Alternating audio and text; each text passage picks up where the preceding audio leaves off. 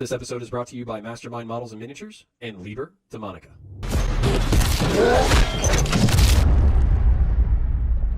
Hi guys, welcome to Counterpoints. My name is Connor, and today we are going to be breaking down the new Hammer and Bolter episode, A New Life. It is excellent, and I'm very, very excited to break it down for you. It's by far the best episode produced yet. The writing is 10 out of 10. The animation is 10 out of 10. The action is 10 out of 10. The voice acting is 10 out of 10. It is a solid piece of art, and I am so happy to bring it to you today. So it's what we wanted all along as fans of the Warhammer universe, and it's great to finally get what we're looking for. I'll be breaking down the episode, so if you want to watch the whole thing in full, go ahead and subscribe to Warhammer TV, and if you're in a non-service country, go ahead and use a VPN. The episode begins with, survival is no birthright, but a prize wrested from an uncaring galaxy by forgotten heroes, Tactica Imperialis. Inferring this from a tactical doctrine book, considering the threats the Imperium of Man faces, it's only logical that they would teach their men to be willing to sacrifice themselves for the survival of humanity, something that most living creatures understand, and something demonstrated to the maximum degree in this episode with a shocking twist at the end. This city is under curfew. Anyone on the street without authorization is subjected to execution. Remain inside. By the authority of the God Emperor, this city is under curfew. Anyone on the street without authorization is subjected to execution. Remain inside. By the authority of the God Emperor, this city is under curfew. Anyone on the street without authorization is subjected to execution. Maria, he's here. What's happening? We have to go. Now. Go where? Caleb, there's a curfew. They're shooting people on the streets. Shuttleport K1 Gamma. Help me, Remia. A shuttleport? We can't. This is our home. Our family is... There's an invasion coming. The Administratum have kept it quiet, but soon they won't be able to. When that happens, there will be no safety. It's real, my love, and it's going to kill everything. How do you know for certain? From family. It can't be. Soldiers have already locked everything down. No one will be able to get out. We're being left here to die. You, me, everyone. All of the important people are getting out. We can't go out there. The baby... He's right. No. No. We'll be protected. They can't... For the baby, Maria. We have to go. Off-world. A new beginning. New life. All right. You can get us to this shuttleport? Now your street-running sister doesn't seem so bad, eh? I can get you there. Question is, how we get onto a shuttle and then a ship without being shot. It's being taken care of. Nathaniel has got us a place on a lighter. Papers, all of it. How long? An hour? Maybe less. It's a hard route, and we'll have to move fast. Fast is something I left behind a long time ago. I have lived a full life and do not fear its ending. I knew this day would come. Get them to safety. New life, not old. That's all that matters.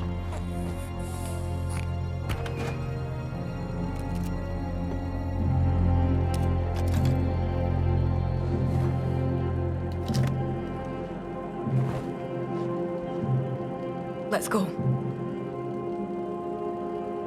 Remain inside. By the authority of the God Emperor, this city is under curfew. Anyone on the street without authorization is subjected to execution. Remain in... All right, let's start the breakdown process. So, what's so great about this episode, it's rich with details that get deeper every time you watch. The guardsman seeing a trespasser running through the streets has to decide between executing a civilian and standing their post. Standing a post as a deterrent to more trespassers is a useful way to spend your time, but hunting down a scrambling civilian could be dangerous, not just because it would potentially involve executing a civilian that you don't want to, but because desperate civilians in a siege might fight back. Street running sister isn't so bad, eh? Just out of a few lines, we already understand that the sister's role has been that of the black sheep in the family, and that she has underground connections and is viewed kind of with a little bit of sense of playful distrust. Fast is something I left long ago. I've lived a full life, and I'm not sad about its ending. We understand that Grandma is being self-sacrificial because she knows if she comes, they won't be able to save the baby. Because new life is all that matters. Everyone gets armed, including the grandma, who disappears into the mist as the old life this world is going to be leaving behind. But during this conversation, they mention that they're being left to die, that it's the important people who are currently getting out, and it's family who are looking out for them. This shows the stratified classes of the Imperium, largely accepted throughout the galaxy, but while the society might view these workers as disposable fodder, they do not see themselves that way, which adds a new flavor to the universe that helps color anti-imperial rebellions and heresy. The wife needs a little bit of convincing to save her child, but ultimately will do what's needed in order to avoid death. The Valkyrie transport and Imperial Guard are shown as menacing and uncaring about civilian life, with the undershot of the Valkyrie not just being a perspective, but also showing the Guard as a predatory force and a potential threat to their lives. Disperse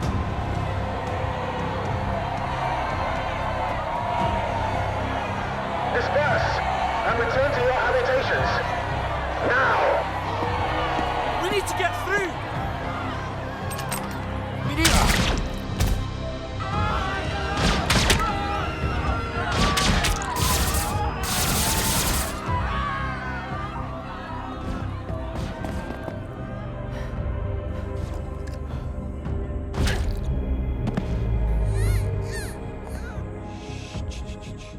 We'll have to go around.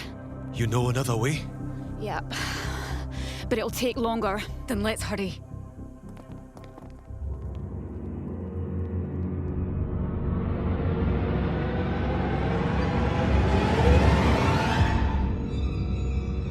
Remain inside. By the authority of the God Emperor, this city is under curfew.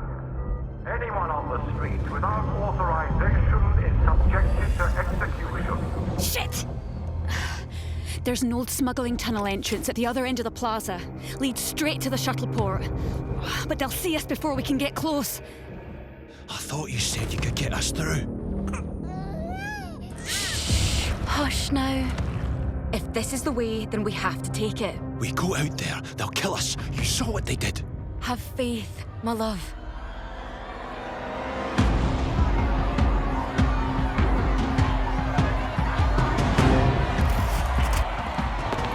Let us past! You have no right! Let us past! Follow me!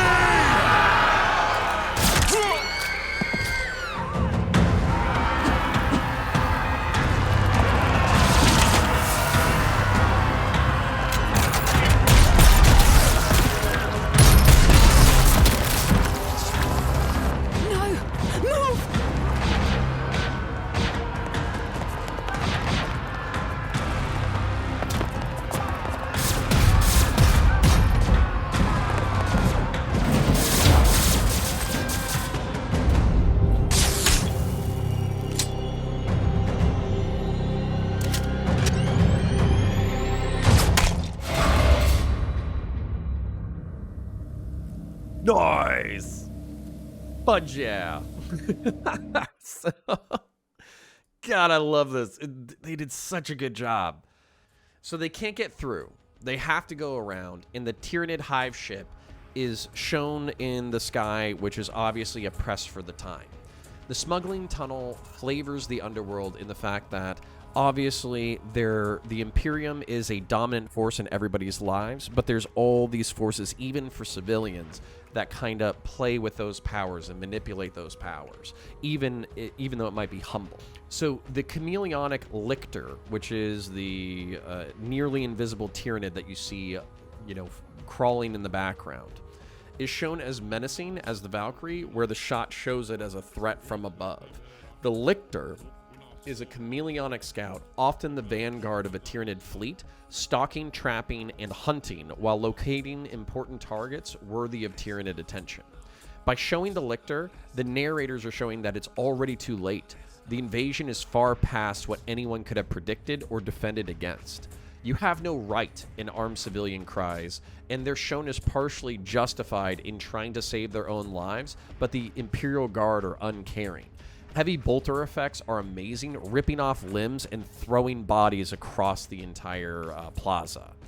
The guardsman also, when confronting our main characters, does what's called a tap, rack, bang, which is a real immediate action. That's actually a military thing where if your gun doesn't fire and you're trying to get another shot out, if you have a bad round, what you do is hit the bottom of your magazine to make sure that it's properly seated, rack the rifle in order to get it back into battery, and then pull the trigger again in order to see if you can get the gun working. So seeing that level of attention to detail in this episode just makes it all the more rich, all the more beautiful, all the more dark, all the more messed up, and I love it so much. The tunnel is revealed to be a smuggler's passage responsible for scoring Amasek to celebrate the birth of the baby. An old guardsman corpse, long dead, is shown as how the smugglers have kept their secrets. Guardsmen can hear the scurrying of the family, but gene stealers have already infected the tunnel. Very intense dramatic music is playing as you can feel all of the threats closing in. What's awesome about this story is how it enriches the galaxy. You can feel the humble pride of the workers, the tension in relationship between the useful but black sheep sister and her family, the old but wise grandmother, the anxious new mother, the protective father, the varied threats that face them, and how each character, event, and action on screen is just the tip of the iceberg of a deeper and darker universe with tiny shots and words giving you insight into that broader picture. Guardsmen guarding the port are only allowing in important folk. Civilians clamoring to escape are cut short by gargoyles and biopods and guardsmen cutting them down. Spore mines save the trio while slaughtering the guardsmen who are preventing their path, and more civilians are in the way. The trio have now made it, but are stuck outside of the landing pad.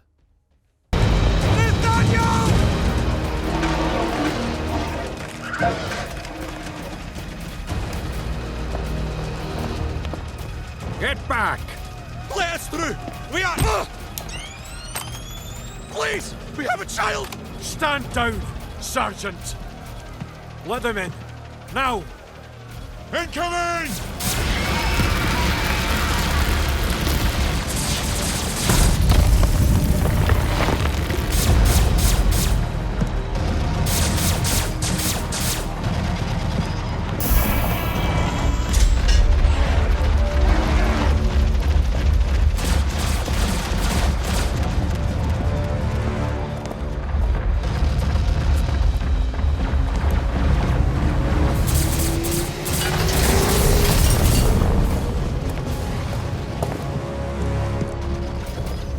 Get on that lighter. You'll need this for when you reach the freighter in orbit. There's only space for two in the child. What? I'm sorry. No! New life. That's what matters. Thank you for everything. Halt! Lieutenant! Why aren't you at your post? Escorting this group to their designated embarkation point, Commissar. Let me see your documentation. Certainly, Commissar. The craft departing from landing pad Epsilon is reserved for members of the Emperor's Blessed Adeptus Ministorum. Who added these citizens to its manifest? They do not look like priests.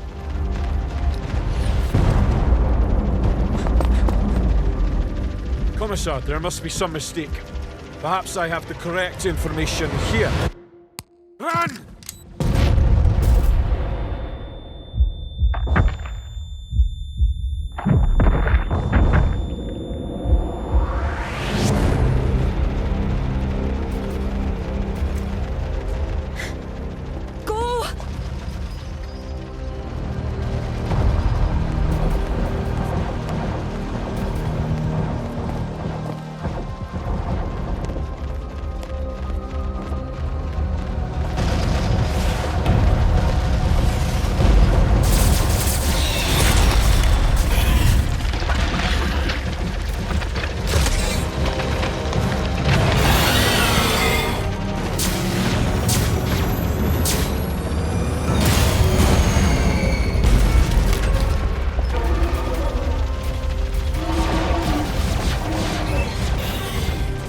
life. We will live on.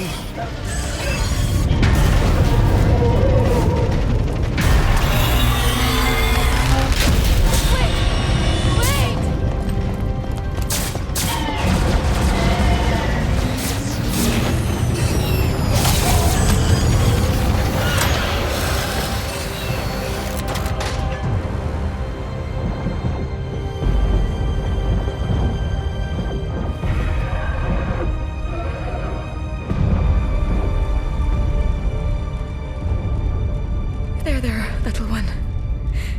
You're safe now. You're with your family. Closing on bulkhead Genesis. Prepare for docking procedures. We made it. Rest now, Abbott. They will tend your wounds on the Genesis.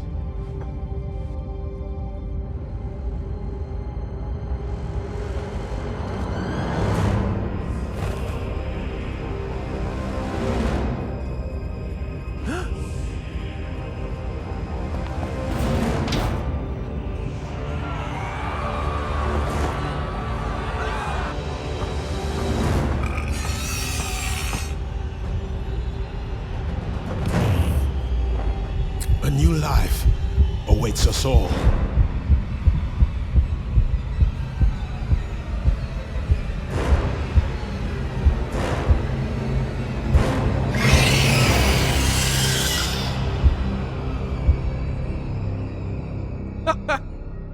No!